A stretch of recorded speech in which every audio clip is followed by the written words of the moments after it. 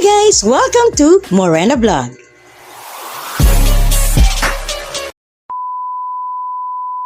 Hi guys! Naranasan nyo na ba ang one-day plan staycation? Tara na at samahan nyo kami na baybayin mula Santa Maria, Bulacan hanggang Bolinao, Pangasinan. Guys, mas pinili namin bumiyahe ng alas 11 ng gabi para maiwasan ang heatwave. Guys, after 3 hours and 48 minutes, nakarating na kami sa Kamiling, Pangasinan. Alam nyo ba guys, na talagang binalak namin na magpahinga at nakakain. Siyempre, nakakapagod din naman pala ang pagbiyahe. Sobrang pagod. Guys, mukhang liwayway na nang marating namin ang Alaminos, Pangasinan o itong MacArthur Highway sa Pangasinan. Wow, exciting talaga.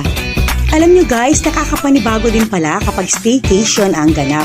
Mararamdaman mo yung excitement, lalo na masaya kapag kasama mo yung mga taong mahal mo, kaibigan at kabarkada at katrabaho. Wow! Tignan mo naman yan si Doy Doy, di ba?